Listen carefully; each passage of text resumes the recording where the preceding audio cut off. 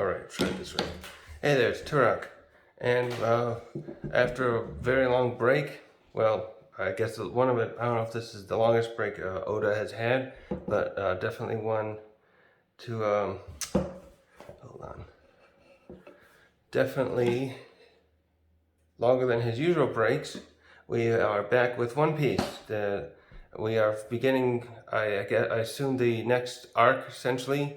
Even though we're still in Wano, we have finished the arc by defeating the big bad, or the two of them really, with Big Mom and Kaido. And we got a lot of reveals at the very end. We had the post-arc type stuff we always get.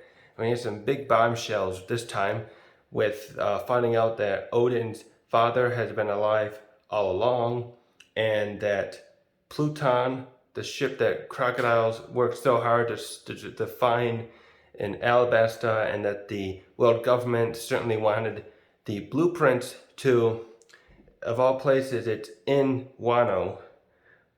1 second, get my screen ready here.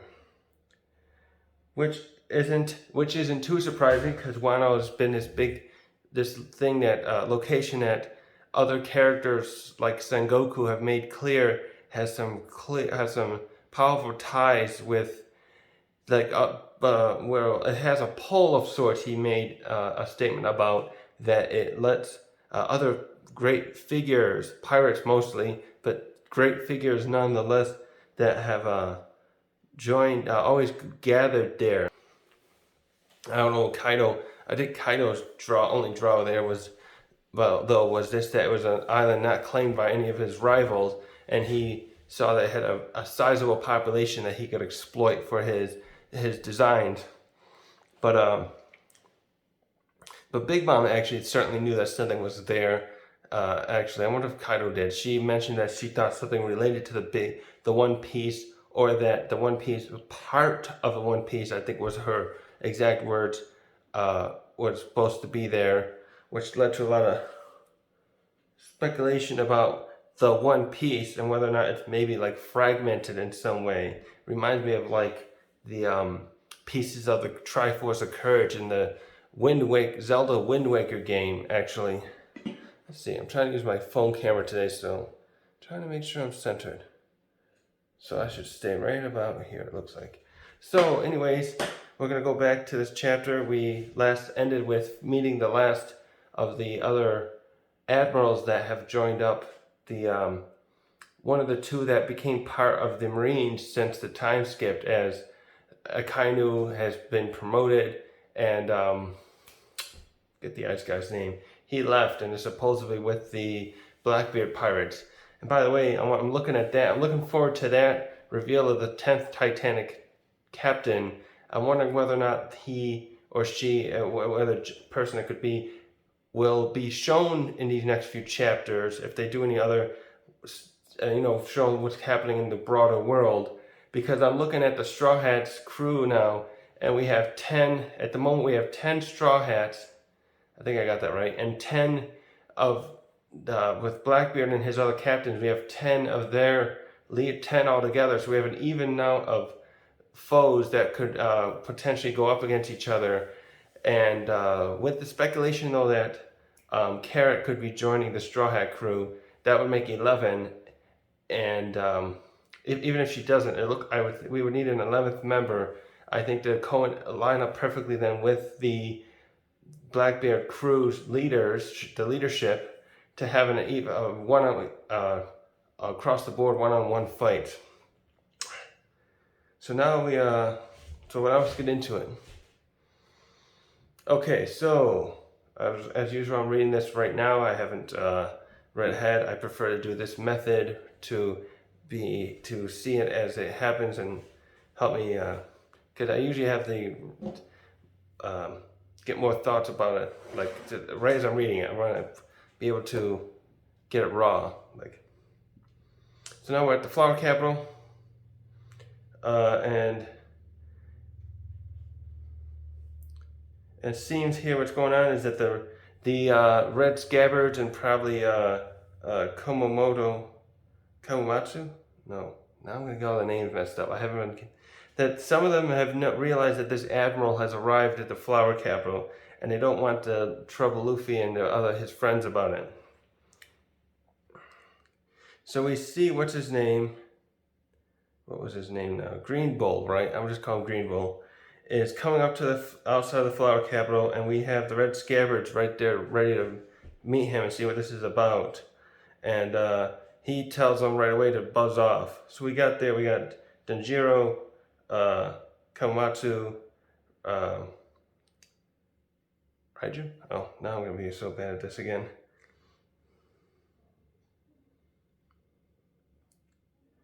And so he tells them to buzz off, and Denjiro and Raijo, I think it was, realize what he is, a Marine, and so he's essentially an enemy to Luffy and the others, because they understand that Marines are after pirates.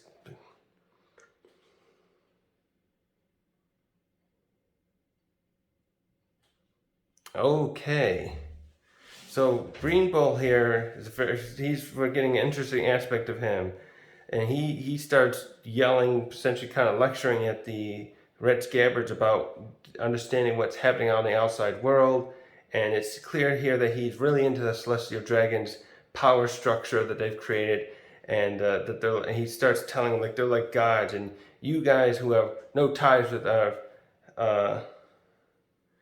who haven't subjugated themselves to the world government, have no standing, is the words here, but basically he's saying, oh, you guys don't matter. So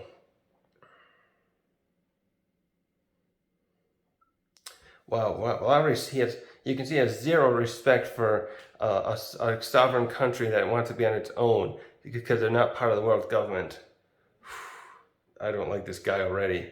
No respect for them. He tells right here, he says at the next panel about how no laws will be broken if you all die here. Wow, what a fuckhead.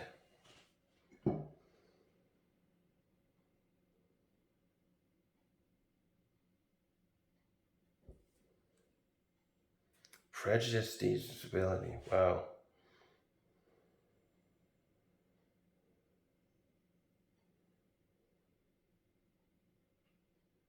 And now Yamato comes out too to face him. So Green Bull here transforms into a giant rooted plant thing, and he's going. The Scabbards are attempting to slow him down, but it doesn't. I don't think they're going to be able to cut through him. This guy might be even more than what Kaido was.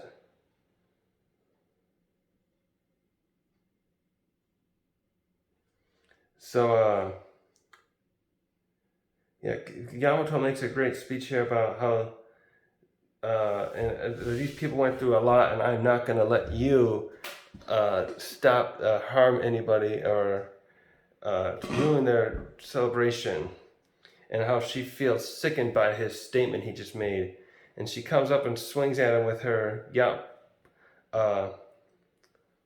kanabo? Yeah, her kanabo. And whacks him with it, and right in the face, knocks him down. And with her haki, it actually does some damage to him. And then now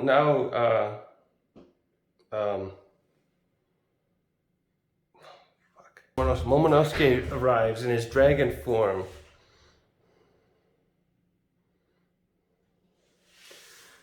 And Momonosuke here charges at, so definitely here Green Bull's turned into a giant tree form with like his hair all like leaves, and he's throwing all these roots at the Red Scabbards. I hope this is getting me good in here. Like, this is really awkward. Yeah, it looks like it's close enough.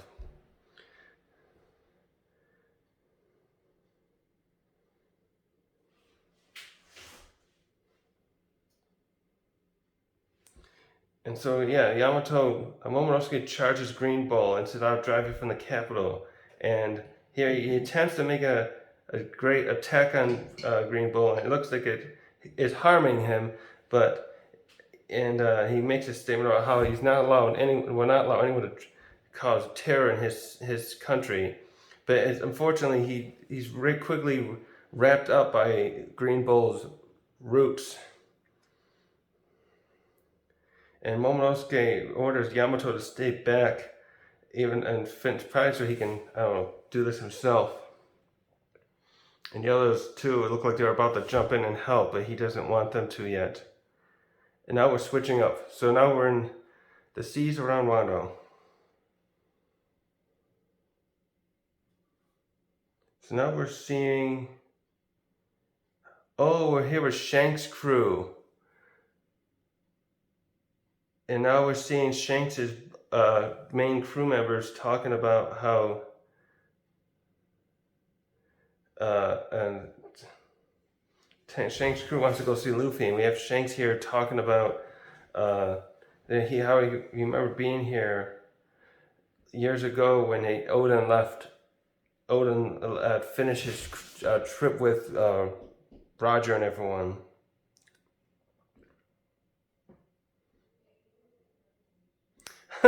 So the big guy there, I'll learn their names in the next video. The big guy there wants to see Luffy, and so does the guy with the monkey. But Usopp's father, it's like the only one, the other name I can remember off the top of my head, is saying he doesn't want to go in because he's not ready to see Usopp yet. And we got the other guy with the long hair, remembering about Kid and how he tried to pick a fight with them a while back. Now we're getting some kind of flashback from Shanks.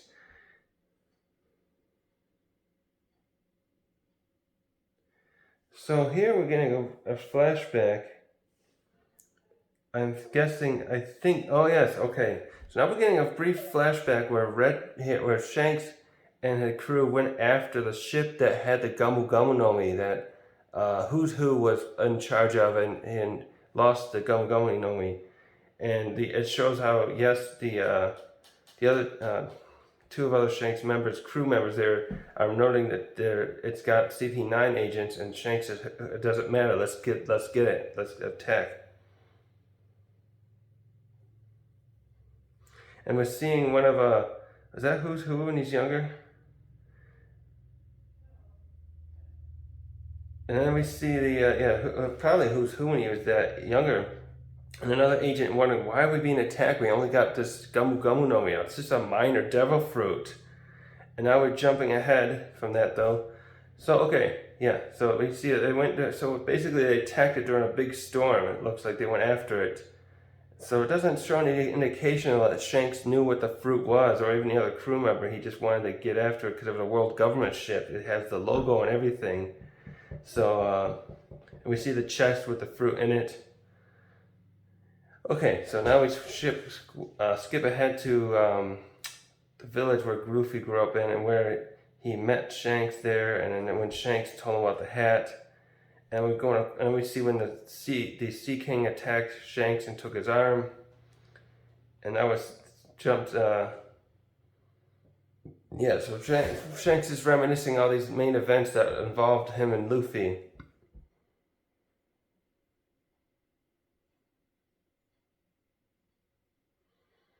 And now now we're jumping to some other members of the Shanks crew, and we have them asking about top officers having a relationship with Luffy, which I'm assuming means probably Kobe.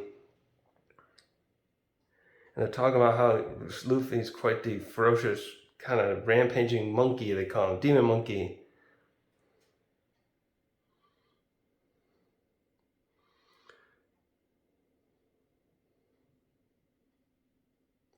But now Shanks dispels any about them actually going there to meet Luffy. And he says, I'm not going to have a reunion with Luffy here. And that big guy in the back is just disappointed. And he says, no, you have to remember there's something going on in our own backyard that we have to deal with.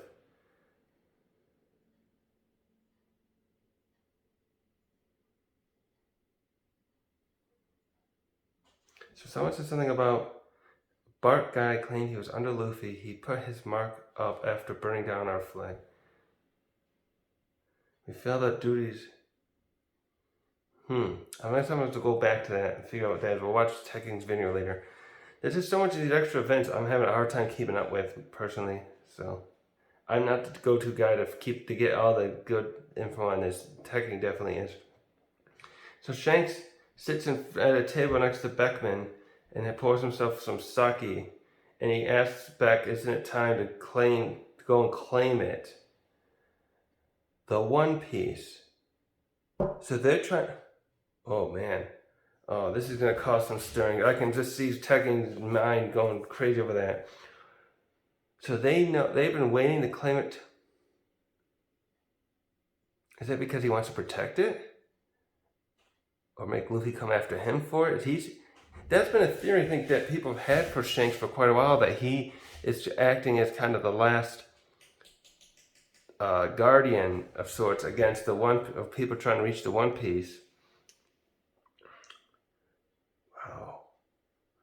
Okay. So now we're switching to the Navy headquarters in the New World. And someone's telling Akainu we can't let the Revolutionary Army go unchecked. But he's like, I understand that, but we can't. We don't have any more Marines to deploy. So we basically got a meeting going on here, okay. And then they're calling Flame Emperor Sabo. Oh no, so the papers are claiming that Sabo has assassinated King Cobra. What? He wouldn't do that. What the fuck's going on? So now we're going to a little flashback. So this meeting here, we're seeing Akainu and it looks like Smoker, and there's someone else there.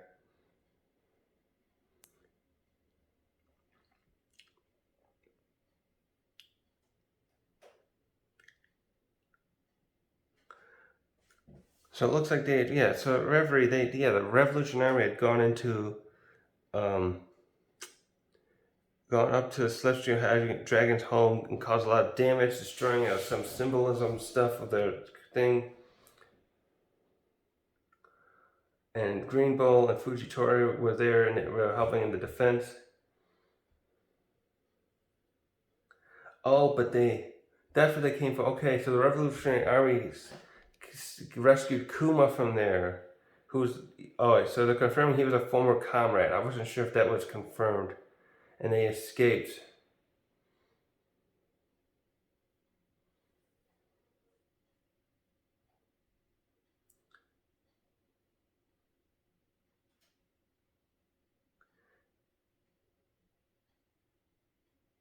And Princess Vivi went missing.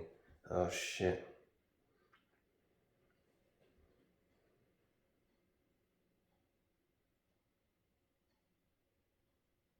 And now we're being introduced to another officer in the Navy, and the Marines. His name Tensai, and he's the Navy Criminals Affairs Unit Chief. And he's trying to figure out. He's talking about how we don't know how Vivi's gone missing is related to what happened with her father's assassination. So I don't know if they're he's just being open, I guess, to the idea that maybe she got kidnapped by the Revolutionary Army, but we have no idea. And then we have the Admiral of the Light. Oh, what's his name? And he asks does that mean we can close the case on the attempted murder of St. Charles?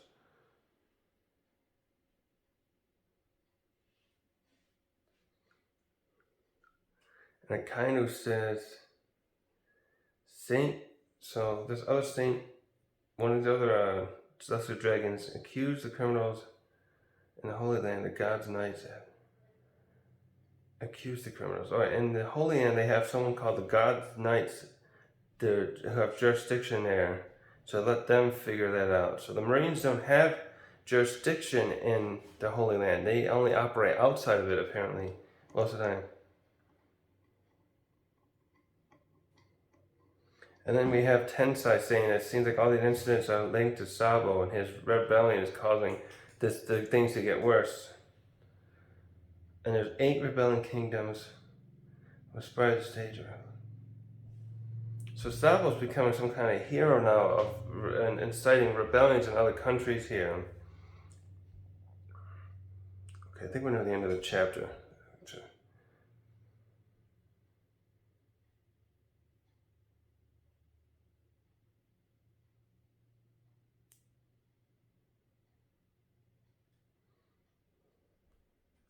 Damn, we didn't get to go back to the fight with Green Bull and Momonosuke.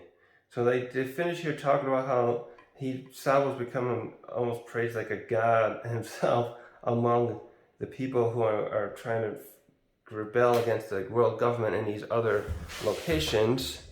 And but Kaino says, I don't care where they try to do this.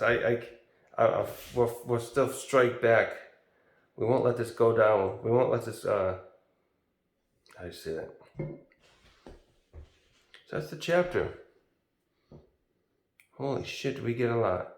So first we have freaking Shanks near Wano, and now him and Beckman are talking about going to get the One Piece. We have King Cobra supposedly is dead and he was killed by Sabo. They don't really say whether he's really dead. I'm wondering if maybe he went missing too. If his daughter went missing, what's her name? Vivi went missing too. It went missing. Maybe he is too. I got some questions here, basically, and we had a little interesting flashback showing when Shanks went after the ship that eventually got the Gamu Gamu no Mi, which it's not actually Gamu Gamu no Mi now, we know, but it's that was interesting.